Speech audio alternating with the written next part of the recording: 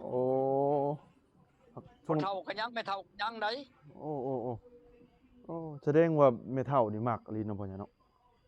เอออืเพราะพ่อมเฒ่านั้นหนุ่มกว่าข้อยโอ้จักปีพ่อใหญ่พ่อเฒ่าฮะจักปีพ่อใหญ่พ่อเฒ่า50ปลายอืคนโทรเข้าเด้อบ่มได้เด้อโอเคพ่อใหญ่โอเคโอเคฮัลโหลอันสมมุติว่าปวดครับเด้อเขากลัวแล้วนี่มันดีเขาไปเช็คคืนแบบนี้ผมจะเป็นคายกล้าว่าดีนี่บอกว่าเป็นคายก่อน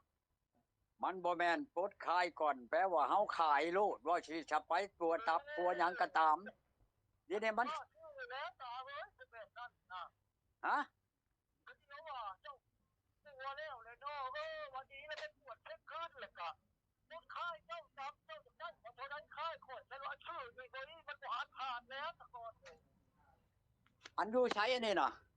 นี่แล้วเดี๋ยวเราเชือกต้นม่วงไปแล้วฉันจะเชื่อตาไว้ บ้านนุ่นม่วงบ่แถวต้นม่วงบ้านเก่าเจ้าพี่แล้วว่าอะไรคนเป็นที่เสียทีละ เอ้ามีคนเป็นกับมาหาข่อยมาเว้ากันเลยเจ้าข้าว่าชื่อเอาโลดคนแล้วมันบอกกล้าเสียงอย่างนี้นะชื่อเอาโลดนะบ่กล้าแหละก็ยาข่อยน่ะมันถึกประสบการณ์อันยุ่งยากมาหลายครั้งแล้วอันผัวเช่าแหละเขาว่าบ่ได้ดีนำยาข่อยอ๋อ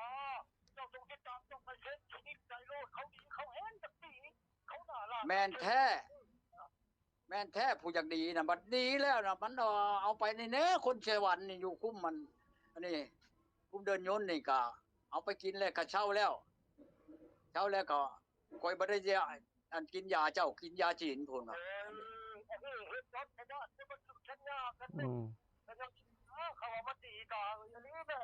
เขาจะตีแต่เดี๋ยวนี้นะโยก็แม่นแล้วคนเป็นน่ะมันอืม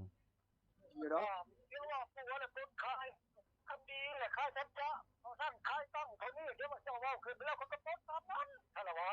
ขายก็บ่ได้หลายนะขายอันเอาโลดก็ดีมีแต่ล้านปลายซื่อๆตามปัวมาแต่เก่านะครับประกันโลดแล้วอันเป็นตับบ่เป็น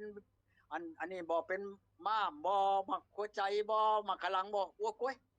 อืมกับพลันค่อยกินก่อนโลดแล้วอันนี่นั่นนี่นั่นโฮมให้คำว่ามะเร็งโลดได้บุญโฮงได้ ฮะ ท่านหมอบุญโฮงบอกว่ามะเร็งโลดได้มะเร็งหยังก็ตามนะข้อยจักแล้วมะเร็งน่ะแปลว่าเป็นบาดแล้วนั่นน่ะมะเร็งน่ะ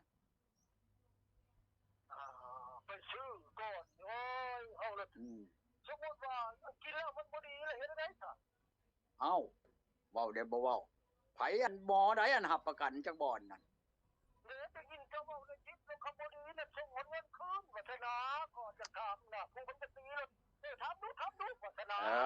ถามก็ได้บ่เป็นหยังเดี๋ยวนี้น่ะมันถูกค่อยห้องเข้ามาแต่เมืองวิระผู้กับผู้หนึงแล้วบ้านนี้ว่านี่เด้นี่บ้านดงมะแงวนี่กับผู้หนึงนี่ว่าบ่ดียายาข่อยเจ้าจะดูได้นะอยู่กับคู่มือหรือว่าเจ้าฝ่ายที่บอกไปหาเจ้าเห็นบ่ เอ้าก็สิมาหาข่อยก็โทรมาซะก่อนแล้วบ่เจ้าอยู่ไสก็จะรู้จักกันแล้วก็จังมา ไปหาแต่ผู้สาวแล้วไปจากตัวแล้วบ่เห็นบ่ตายแล้วโอ้ยกับมันกับบ่ว่าเพิ่นว่าเจ้าพ่อใหญ่นะเพิ่นให้ได้เจ้าให้พ่อใหญ่ไปบ่พ่อใหญ่ไปใช้ อันโตอันนั้นผู้สาวอันอยู่อันนั้นแหละอยู่อุบลนั่นแหละเราไว้มื้อนี้ดอกมื้อใดสิไปแล้วหาเราให้โทรหาเราว่านะโอ้ให้บ่น้อมมาซะก่อนเราว่าข้อยสิเว้านำบ่น้อมแน่เจ้าแน่อืมมันก็ผู้เจ้าก็บ่ได้งามดอกสิปานเดียวกันกับอีนายอันปากันไปบางทีนี่แหละอืมอืมหักเม็ดเฒ่าหามักเนาะพ่อใหญ่เนาะมักพ่อใหญ่เนาะแม่เฒ่าก็เออเนาะอืมเทิงแล้วมันตกสเตจเลยนะผู้เจ้านั่นก็บ่มีไผเอาเลยนะอืมเขาน่ะปัดอยู่อั่นอยู่ไทยเขาไปแฮงหาเอาคนนั้น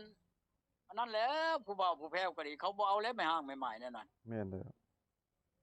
โตบัดคนจนๆแน่นั่นเนาะแฮงบ่มีผู้เอาแหละบ่พ่อใหญ่เอาแล้วเอามาเฮ็ดพาเฮ็ดนาบ่พ่อใหญ่หรือว่าจังใดโยเอามาเฮ็ดนานี่แหละหักบ่ค่อยบัดนี้ค่อยบ่เฮ็ดนาน่ะสิหวานเอาคือเก่าบ่พ่อใหญ่ค่อยสิซื้อรถ Hyundai โอ้ค่อยค่อยสิอันค้นคว้าหักไม้เก่าค่อยนี่คืนมาแล้วค่อยสิไปขายกับเมียเบิดเท่านั้นโอ้เอาสิขายหยังไม้บ่พ่อใหญ่บัดนี้นะเ มันกว่าฮอดอันเฮาเฮ็ดได้อีกเบาแหล้ว โอ้ขายหักไม้ยาดีเนาะยาชูกำลังเนาะพ่อใหญ่เนาะ เห็นสรรพคุณมันแล้วบ่ได้ยากดอกคนนั่นอืเป็นเปียเป็นร่อยปลุกเสร็จได้เนาะพ่อเอาใหญ่เนาะไปเบิดนะ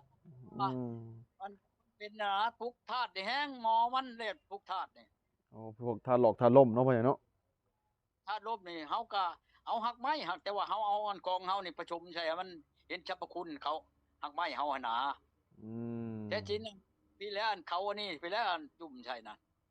โอ้ ใช่นะหั่นเอาต้องเอาปนๆจักหน่อยนะโอ้ยไปขายฉันสิเอานะเงินบ่แลอืม ถ้าลูกนะค้าร้ายเนาะพ่อใหญ่เนาะเออบ่ได้เว้าขึ้นไปทางเชฟโปนเมืองพีนพี่อืมเงิบัดนฉันสิเอาบัดหาหักไม้ได้จ้ะพ่อใหญ่บัดหาหักไม้เข้าหาเลาะเอาอยู่ดงอยู่ป่าบ่พ่อใหญ่ดงบ้านข่อยตื้นเพียงเอาใหม่จะครบเบิดแหละพ่อใหญ่ก็ปลูกไว้แม่นบ่พ่อใหญ่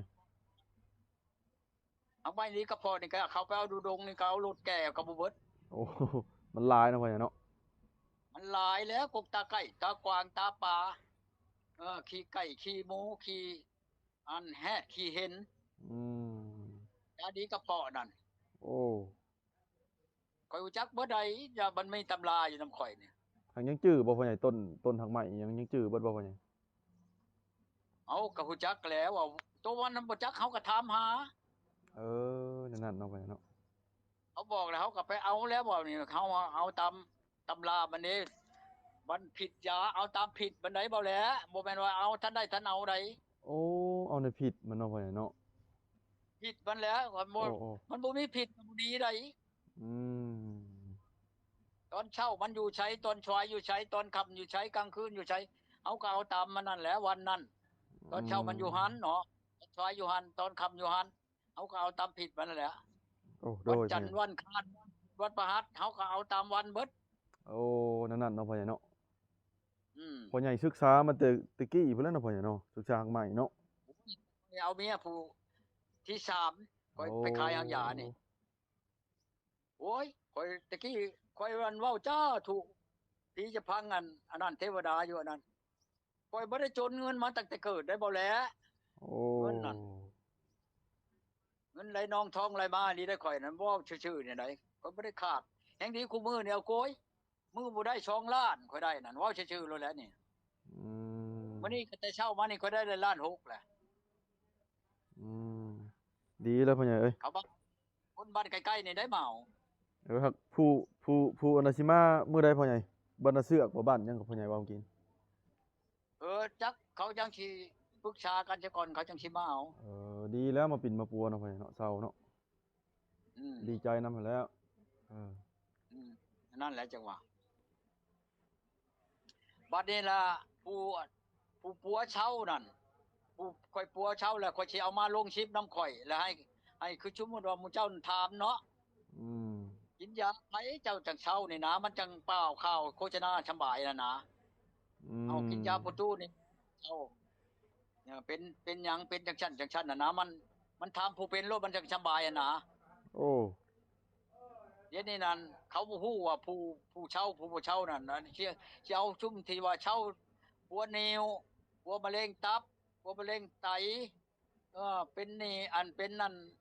เจ็บแข้งเจ็บขาเป็นนั่นเป็นนี่น่ะนะข่อยสิเอาซุมนั่นมาโอ้นั่นๆเนาะพ่อใหญ่เนาะคักๆพ่อใหญ่ดีแล้วพ่อใหญ่เอ้ย